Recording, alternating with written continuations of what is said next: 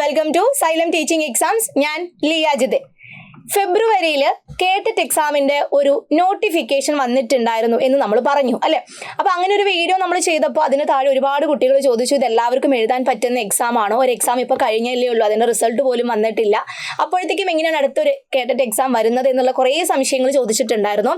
അപ്പോൾ ആദ്യമേ തന്നെ പറയാനുള്ളത്, ഇപ്പോൾ വിളിച്ചിരിക്കുന്ന കേട്ടറ്റ് എന്ന് പറയുന്നത് സർവീസിലിരിക്കുന്ന അധ്യാപകർക്കും അതേപോലെ തന്നെ അനധ്യാപകർക്കും വേണ്ടിയിട്ടുള്ള പ്രത്യേക വിജ്ഞാപനമാണ് ഇപ്പോൾ വന്നിട്ടുള്ളത്. അപ്പോൾ അതിനോടൊപ്പം തന്നെ നിങ്ങൾ ശ്രദ്ധിക്കേണ്ട കാര്യം, എല്ലാവർക്കും ഈ ഒരു എക്സാം അറ്റൻഡ് ചെയ്യാനായിട്ട് പറ്റില്ല. ഇത് സർവീസിലിരിക്കുന്നവർക്ക് വേണ്ടി മാത്രം നടത്തുന്ന ഒരു എക്സാമാണ്. ഫെബ്രുവരിയിലാണ് ഈ ഒരു എക്സാമിൻ്റെ വിജ്ഞാപനം വന്നിട്ടുണ്ടായിരുന്നത്.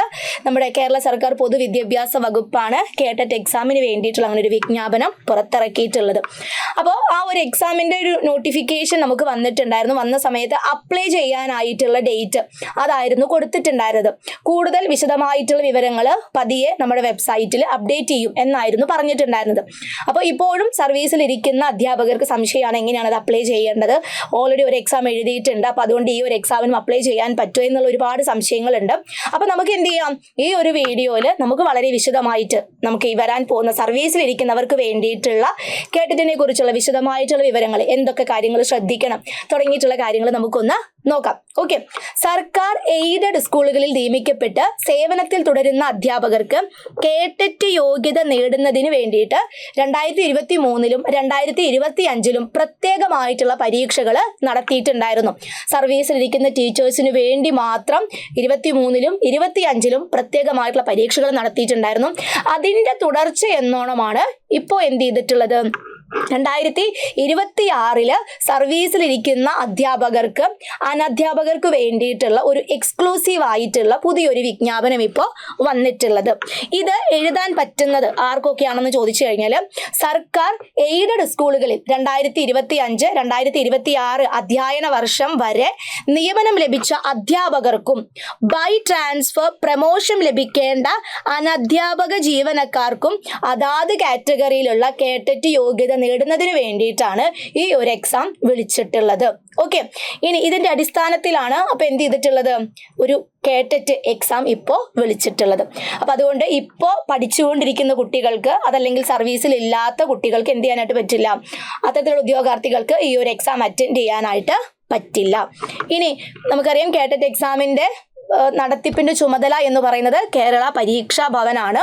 പരീക്ഷാ ഭവനാണ് ഈ എക്സാം ആർക്കൊക്കെ എഴുതാൻ പറ്റും, ഏതൊക്കെ രീതിയിലാണ് എക്സാമിൻ്റെ പാറ്റേൺ വരുന്നത്, എക്സാമിൻ്റെ ഫീസ് എത്രയാണ്, അതിൻ്റെ നടത്തിപ്പ് എങ്ങനെയാണ്, ഇങ്ങനെയുള്ള എല്ലാ കാര്യങ്ങളും തീരുമാനിക്കുന്നത് പരീക്ഷാ ഭവനാണ്.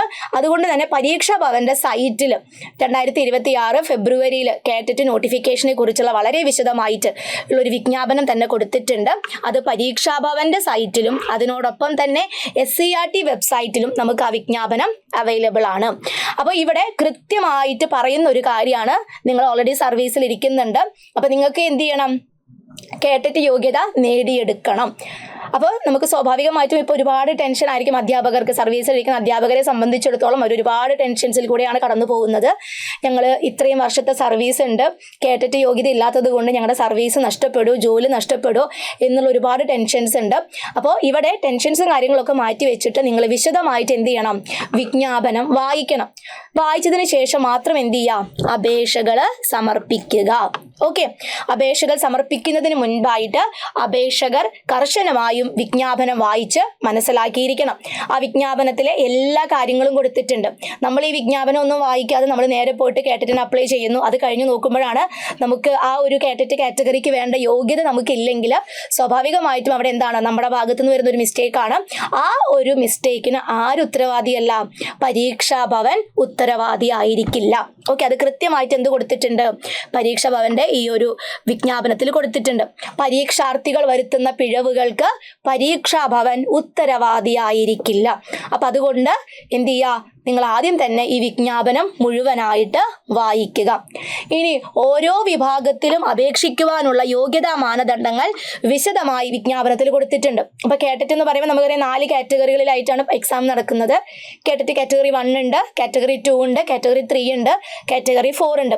ഈ 4 കാറ്റഗറിക്കും വേണ്ട ക്വാളിഫിക്കേഷൻസ് അല്ലെങ്കിൽ യോഗ്യതാ മാനദണ്ഡം എന്ന് പറയുന്നത് വ്യത്യസ്തമാണ്. ഓക്കെ, അതാദ്യം നിങ്ങൾ മനസ്സിലാക്കുക. എനിക്ക് ഇങ്ങനെ ഒരു ക്വാളിഫിക്കേഷൻ ഉണ്ട്, അപ്പോൾ എനിക്ക് എഴുതാൻ പറ്റുന്നത് ഇന്ന കാറ്റഗറിയാണ്.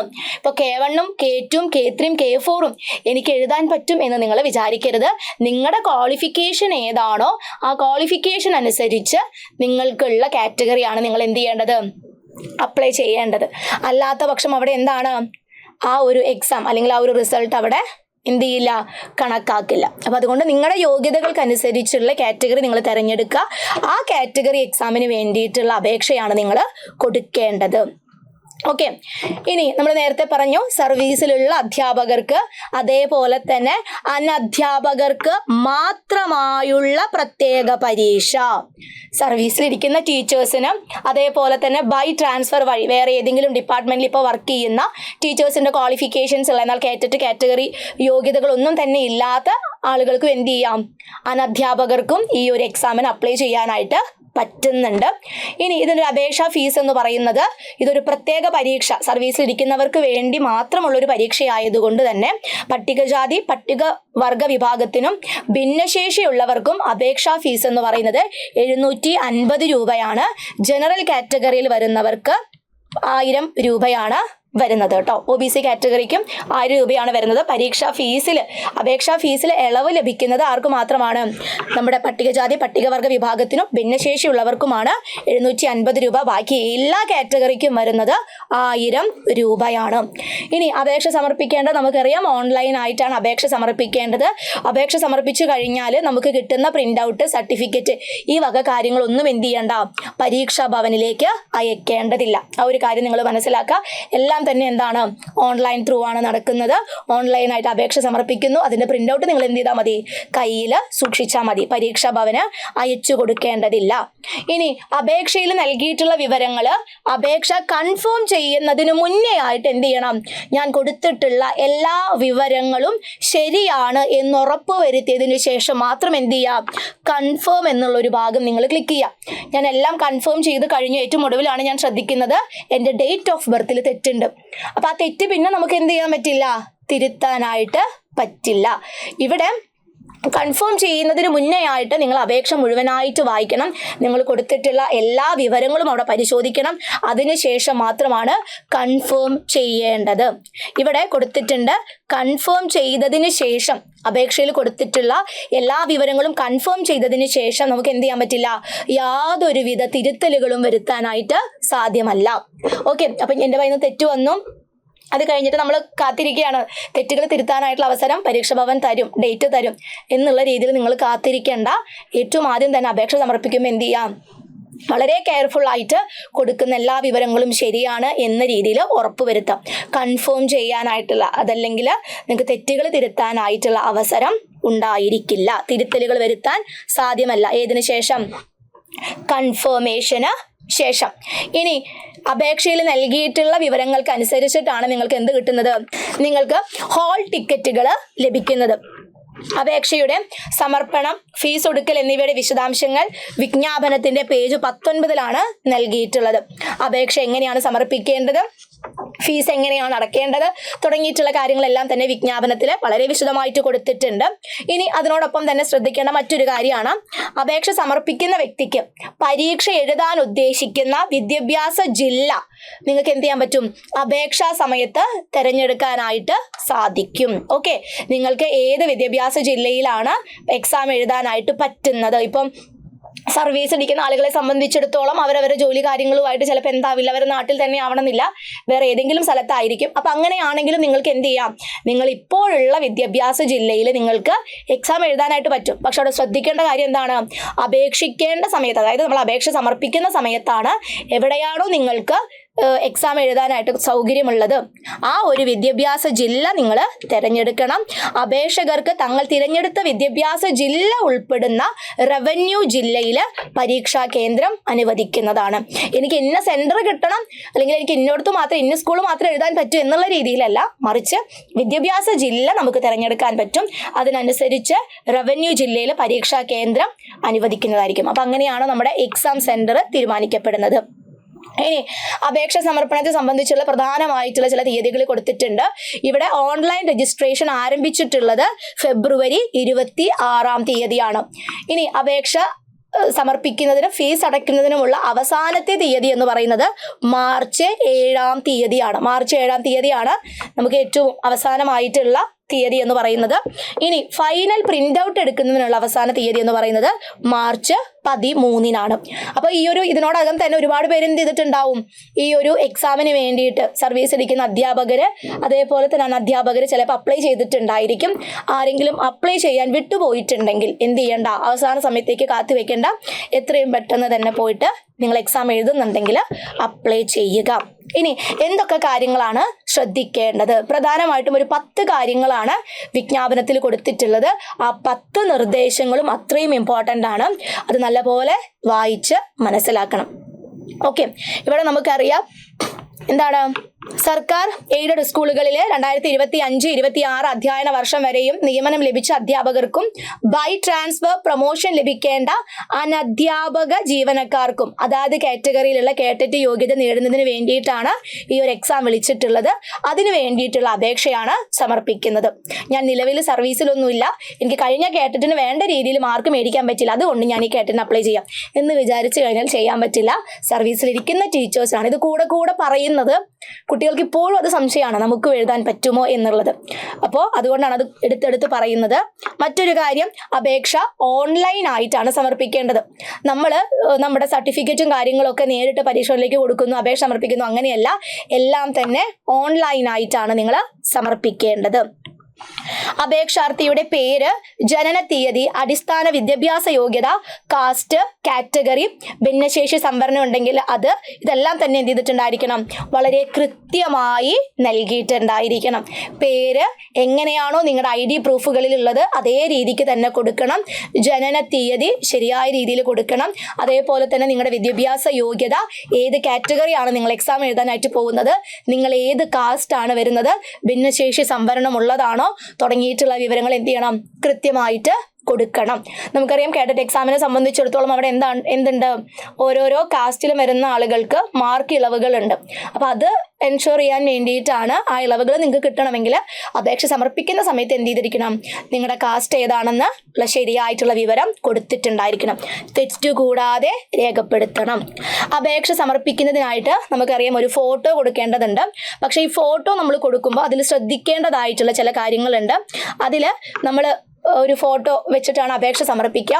ആ ഫോട്ടോയിൽ നമ്മുടെ പേരോ ഫോട്ടോ എടുത്തോ തീയതിയോ രേഖപ്പെടുത്താനായിട്ട് പാടില്ല. ഓക്കെ, പിന്നെ ശ്രദ്ധിക്കേണ്ടത് ഫോട്ടോയിൽ KPSC മറ്റ് സീലുകൾ തുടങ്ങിയവ രേഖപ്പെടുത്താനായിട്ട് പാടില്ല. അതല്ലെങ്കിൽ നമ്മൾ മുന്നേ ഉപയോഗിച്ചിട്ടുള്ള, നമ്മളിപ്പോൾ സ്കൂളിൽ പഠിക്കുന്ന സമയത്ത് അതല്ലെങ്കിൽ വേറെ ഏതെങ്കിലും ആവശ്യത്തിന് ഉപയോഗിച്ചൊരു ഫോട്ടോയൊക്കെ ആണെങ്കിൽ ചിലപ്പോൾ അതിൽ എന്തുണ്ടാവും, സീലുണ്ടാവും. ചിലപ്പോൾ അത് തന്നെ പറിച്ചിട്ട് നമ്മൾ എന്ത് ചെയ്യും, കൊണ്ടുപോകും. അങ്ങനെയല്ല ചെയ്യേണ്ടത്. ആ ഫോട്ടോയിൽ യാതൊരു തരത്തിലുള്ള സീലുകളോ കാര്യങ്ങളോ ഉണ്ടാവാനായിട്ട് പാടില്ല. ഇനി ഫോട്ടോയുടെ ബാക്ക്ഗ്രൗണ്ട് എന്ന് പറയുന്നത് എന്തായിരിക്കണം, പ്ലെയിൻ ആയിരിക്കണം. ഫോട്ടോ ക്ലിയർ ആയിരിക്കണം. ഏതോ ഒരു കാലത്തെ ഫോട്ടോ എടുത്ത് കൊണ്ടുവന്ന് ചെന്നിട്ട് അപ്ലൈ ചെയ്ത് കഴിഞ്ഞാൽ അത് പ്രശ്നമാവും എക്സാമിന് പോകുന്ന സമയത്ത്. അപ്പം അത് ഉണ്ടാവരുത്. വളരെ വ്യക്തമായിട്ടുള്ള ഒരു പുതിയ ഫോട്ടോ തന്നെ ആയിക്കോട്ടെ ഇതിന് വേണ്ടിയിട്ട് അപേക്ഷ സമർപ്പിക്കുമ്പോൾ നിങ്ങൾ ഉപയോഗിക്കാനായിട്ട്. സെൽഫി പാടില്ല. പിന്നെ വരുന്നതാണ് പുതിയ ഫോട്ടോ മാത്രം അപ്ലോഡ് ചെയ്യാൻ അപേക്ഷാർത്ഥികൾ ശ്രദ്ധിക്കേണ്ടതാണ്. പുതിയ ഫോട്ടോ എന്ന് പറയുമ്പോൾ അപ്ഡേറ്റ് ആയിട്ട് വന്നിട്ടുള്ള ഒരു 6 മാസത്തിനുള്ളിലൊക്കെ എടുത്തിട്ടുള്ള ഒരു ഫോട്ടോയൊക്കെ ആണെങ്കിൽ അത്രയും നല്ലതാണ്. ഓക്കെ, അപ്പം അത്രയും കാര്യങ്ങൾ ശ്രദ്ധിക്കുക. പിന്നെ നിങ്ങൾ ശ്രദ്ധിക്കേണ്ട ഒരു കാര്യമാണ്, ഇപ്പോൾ സർവീസിലിരിക്കുന്ന അധ്യാപകരാണ് അനധ്യാപകരാണ് എക്സാം എഴുതാനായിട്ട് പോകുന്നത്. അതുകൊണ്ട് തന്നെ അപേക്ഷ സമർപ്പിക്കുമ്പോൾ സർവീസിലുള്ള അധ്യാപകർ അനധ്യാപകർ പെൻ നമ്പർ രേഖപ്പെടുത്തേണ്ടതാണ്. നിങ്ങൾക്ക് എല്ലാവർക്കും എന്തുണ്ട്, ഒരു പെൻ നമ്പർ ഉണ്ടായിരിക്കും അല്ലെ, ഒരു പെർമനന്റ് എംപ്ലോയി നമ്പർ ഉണ്ടായിരിക്കും. ആ പെൻ നമ്പർ നിങ്ങൾ എന്ത് ചെയ്തിട്ടുണ്ടായിരിക്കണം, അപേക്ഷ സമർപ്പിക്കുമ്പോൾ രേഖപ്പെടുത്തേണ്ടതുണ്ട്. അത് കൃത്യമായിട്ട് അവിടെ ചോദിച്ചിട്ടുണ്ടായിരിക്കും. അത് കൃത്യമായിട്ട് തെറ്റൊന്നും വരുത്താതെ ആ നമ്പർ അവിടെ കൊടുക്കണം. ഇനി നമ്പർ ലഭ്യമല്ലാത്ത ആളുകൾ, അതല്ലെങ്കിൽ ഇങ്ങനൊരു പെൻ നമ്പർ കിട്ടിയിട്ടില്ലാത്ത അധ്യാപകർ അനധ്യാപകരാണെങ്കിൽ അനുബന്ധമായി ചേർത്തിരിക്കുന്ന ഐഡന്റിഫിക്കേഷൻ സർട്ടിഫിക്കറ്റ് നമ്പറാണ് നിങ്ങൾ എന്ത് ചെയ്യേണ്ടത്, വെബ്സൈറ്റിൽ അപ്ലോഡ് ചെയ്യേണ്ടത്. പെൻ നമ്പർ ഉള്ളവർ ആ പെൻ നമ്പർ കൊടുത്താൽ മതി. പെൻ നമ്പർ ഇല്ലാത്തവരുടെ കേസാണ് പറയുന്നത്. പെൻ നമ്പർ ലഭിച്ചിട്ടില്ലാത്തവർ ഐഡന്റിഫിക്കേഷൻ സർട്ടിഫിക്കറ്റ് നമ്പറാണ് വെബ്സൈറ്റിൽ അപ്ലോഡ് ചെയ്യേണ്ടത്. അപേക്ഷകർ എല്ലാവരും തന്നെ വിജ്ഞാപനത്തിൽ അനുബന്ധമായി ചേർത്തിരിക്കുന്ന ഐഡന്റിഫിക്കേഷൻ സർട്ടിഫിക്കറ്റ്, ഒരു ഐഡന്റിഫിക്കേഷൻ സർട്ടിഫിക്കറ്റ് കിട്ടും. അതിപ്പോൾ ഗവൺമെന്റ് സ്കൂളിൽ വർക്ക് ചെയ്യുന്നവരാണെങ്കിൽ അവരുടെ ഹെഡ് മാസ്റ്ററിന്റെ കയ്യിൽ നിന്നോ, എയ്ഡഡ് സ്കൂളുകളിൽ വർക്ക് ചെയ്യുന്നവരാണെങ്കിൽ അവരുടെ മാനേജറുടെ അടുത്ത് നിന്നോ, അതല്ലെങ്കിൽ അനധ്യാപകരൊക്കെ ആണെങ്കിൽ അവരുടെ വകുപ്പ് തല മേധാവിയുടെ അടുത്ത് നിന്നുമാണ് എന്ത് ചെയ്യേണ്ടത്, ഇത്തരത്തിലൊരു ഐഡന്റിഫിക്കേഷൻ സർട്ടിഫിക്കറ്റ് വാങ്ങേണ്ടത്. അത് വാങ്ങി നിങ്ങൾ കയ്യിൽ വെക്കണം. ഇത് നമുക്ക് എവിടെ ആവശ്യം വരും? വെരിഫിക്കേഷന്റെ സമയത്ത് ജില്ലാ വിദ്യാഭ്യാസ ഓഫീസിൽ ഹാജരാക്കേണ്ടതാണ്. എക്സാം ഒക്കെ കഴിഞ്ഞ് ഇപ്പോൾ നമുക്ക് വെരിഫിക്കേഷന് ചെല്ലണം അല്ലെ, ക്വാളിഫൈ ചെയ്ത് കഴിഞ്ഞാൽ വെരിഫിക്കേഷന് പോകണം. അപ്പോൾ വെരിഫിക്കേഷന്റെ സമയത്ത് എന്താവശ്യമാണ്? നമുക്ക് ഇത്തരത്തിലൊരു ഐഡന്റിഫിക്കേഷൻ സർട്ടിഫിക്കറ്റ് ആവശ്യമാണ്. അപ്പോൾ അത് അതാത് അധികാരികളുടെ അടുത്തുനിന്ന് എന്ത് ചെയ്യാം, വാങ്ങി സൂക്ഷിക്കേണ്ടതാണ്. അപേക്ഷ സമർപ്പിക്കുമ്പോൾ വെബ്സൈറ്റിൽ നിന്ന് നിർബന്ധമായും ഒരു ഐഡന്റിറ്റി കാർഡ് സെലക്ട് ചെയ്യേണ്ടതുണ്ട്. അതായത് പ്രൂഫായിട്ട് നമ്മൾ വെക്കുന്നത് ഏത് ID പ്രൂഫാണോ അത് നമ്മൾ സെലക്ട് ചെയ്യണം. അതിനോടൊപ്പം തന്നെ അതിൻ്റെ നമ്പർ, ഇപ്പോൾ ആധാർ കാർഡ് ആണെങ്കിൽ ആധാർ കാർഡ് നമ്പർ ഉണ്ടായിരിക്കും, പാൻ കാർഡ് ആണെങ്കിൽ പാൻ കാർഡ് നമ്പർ ഉണ്ടായിരിക്കും, ഡ്രൈവിംഗ് ലൈസൻസിന് നമ്പർ ഉണ്ടായിരിക്കും. അപ്പോൾ ആ നമ്പർ നമ്മൾ അവിടെ രേഖപ്പെടുത്തും. അതിനോടൊപ്പം തന്നെ എക്സാമിന് പോകുമ്പോൾ ഏത് ID പ്രൂഫാണോ നമ്മൾ അവിടെ കൊടുത്തിട്ടുള്ളത്, അപേക്ഷ സമർപ്പിക്കുന്ന സമയത്ത് ഏത് ID പ്രൂഫാണോ നമ്മൾ ഉപയോഗിച്ചത് അതേ ID പ്രൂഫ് തന്നെയാണ് എക്സാം ഹാളിലേക്ക് നമ്മൾ കൈപിടിക്കേണ്ടത്. ഓക്കെ, ID കാർഡിന്റെ അസൽ പരീക്ഷാ ഹാളിൽ ഇൻവിജിലേറ്റർക്ക് പരിശോധനയ്ക്കായി നൽകേണ്ടതും ID കാർഡ് ഹാജരാക്കാത്തവരെ പരീക്ഷ എഴുതാൻ അനുവദിക്കുന്നതുമല്ല. ഓക്കെ, പിന്നെ വരുന്നതാണ് അപേക്ഷയിലെ വിവരങ്ങൾ പൂർണ്ണമായും ശരിയാണെന്ന് പരിശോധിച്ച് ഉറപ്പുവരുത്തിയ ശേഷം മാത്രം ഫൈനൽ കൺഫർമേഷൻ. നമ്മൾ തുടക്കത്തിലേ പറഞ്ഞു, കൺഫേം ചെയ്തതിന് ശേഷം നമുക്ക് തെറ്റുകൾ തിരുത്താനായിട്ട് പറ്റില്ല. അപ്പം അതുകൊണ്ട് കൺഫേം ചെയ്യുന്നതിന് മുന്നേ നിങ്ങൾ എന്ത് ചെയ്യണം, അപേക്ഷ മുഴുവനായിട്ട് വായിക്കണം. അതിൽ കൊടുത്തിട്ടുള്ള വിവരങ്ങളെല്ലാം തന്നെ ശരിയാണെന്ന് ഉറപ്പുവരുത്തണം. ഇനി അപേക്ഷയ്ക്കുള്ള പരീക്ഷാ ഫീസ് അത് ഓൺലൈൻ ത്രൂ ആണ് നമ്മൾ കൊടുക്കുന്നത്. ഓക്കെ, പരീക്ഷാ ഫീസ് ഓൺലൈൻ മുഖാന്തിരം SBI ഇ-പേയ്മെന്റ് വഴി ഒടുക്കാവുന്നതും ഫൈനൽ പ്രിന്റ് ഔട്ട് എടുത്ത് സൂക്ഷിക്കേണ്ടതുമാണ്. ഓക്കെ, അപ്പോൾ നമ്മൾ ഫീസ് അടച്ചു കഴിഞ്ഞാൽ അതിൻ്റെ ഒരു ഫൈനൽ പ്രിന്റ് ഔട്ടിൽ നമുക്കത് കിട്ടും. അപ്പോൾ അത് നിങ്ങൾ എന്ത് ചെയ്യണം, സൂക്ഷിക്കേണ്ടതാണ്. പിന്നെ ശ്രദ്ധിക്കേണ്ട മറ്റൊരു കാര്യമാണ് ആപ്ലിക്കേഷൻ നമ്പറും ആപ്ലിക്കേഷൻ ID-യും കൃത്യമായിട്ട് രേഖപ്പെടുത്തി സൂക്ഷിക്കണം. കാരണം പിന്നീട് അങ്ങോട്ട് അപേക്ഷ സമർപ്പിച്ചതിന് ശേഷം നമ്മുടെ ഹാൾ ടിക്കറ്റ് എടുക്കുന്നതിനും കാര്യങ്ങൾക്കൊക്കെ ആയിട്ട് നമുക്ക് ഈ ഒരു ആപ്ലിക്കേഷൻ നമ്പറും അതേപോലെ തന്നെ ആപ്ലിക്കേഷൻ ID-യുമാണ് നമുക്ക് ഉപയോഗിക്കേണ്ടത്. അപ്പോൾ അതെന്ത് ചെയ്യണം, കൃത്യമായിട്ട് സൂക്ഷിച്ചു വെക്കണം. ഇനി ഫീസ് സംബന്ധിച്ച് എന്തെങ്കിലും ഒരു പരാതി, അതല്ലെങ്കിൽ ശരിയായ രീതിയിൽ ഫീസ് അടയ്ക്കാൻ പറ്റുന്നില്ല, അടച്ചത് കാണിക്കുന്നൊന്നുമില്ലെങ്കിൽ അത് നിങ്ങൾ എന്ത് ചെയ്യണം, നിങ്ങളുടെ മാതൃബാങ്കുമായിട്ടാണ് ബന്ധപ്പെട്ട് പരിഹരിക്കേണ്ടത്. ഓക്കെ, അത് പരീക്ഷാ ഭവനുമായിട്ട് ബന്ധപ്പെട്ട് വരുന്നൊരു കാര്യമല്ല, അത് ബാങ്കുമായിട്ട് ബന്ധപ്പെട്ട് വരുന്നൊരു കാര്യമാണ്. ഫീസ് അടയ്ക്കുന്ന സമയത്ത് എന്തെങ്കിലും ഒരു ബുദ്ധിമുട്ടുകൾ വന്നു കഴിഞ്ഞാൽ അപ്പോൾ അതെന്ത് ചെയ്യുക, നിങ്ങളുടെ മാതൃബാങ്കുമായിട്ട് ബന്ധപ്പെട്ട് പരിഹരിക്കാവുന്നതാണ്. അപ്പം ഇത്രയും കാര്യങ്ങളാണ് പ്രധാനമായിട്ടും നിങ്ങൾ അപേക്ഷ സമർപ്പിക്കുമ്പോൾ ശ്രദ്ധിക്കേണ്ട ഒരു കാര്യം. ഇനി മറ്റൊരു കാര്യം പറയാനുള്ളത്, ഇതുവരെയായിട്ടും എന്ത് ചെയ്തിട്ടില്ല, ഇന്ന ദിവസമാണ് എക്സാം വരുന്നത് എന്നുള്ളൊരു കാര്യം പറഞ്ഞിട്ടില്ല. മിക്കതും ഈ ഒരു വെക്കേഷൻ സമയത്ത് തന്നെ ആയിരിക്കും എക്സാം വരുന്നതും. അപ്പോൾ അതിനനുസരിച്ച് നിങ്ങൾ എന്ത് ചെയ്യുക, പ്രിപ്പറേഷൻസ് നടത്തുക. സർവീസിലിരിക്കുന്ന ടീച്ചേഴ്സിനെ സംബന്ധിച്ചിടത്തോളം കേഡറ്റ് എന്ന് പറയുന്നത് നിർബന്ധമായിട്ടും നേടിയിരിക്കേണ്ട ഒരു ക്വാളിഫിക്കേഷൻ ആണ്. അതൊക്കെ നിങ്ങൾക്കറിയാം.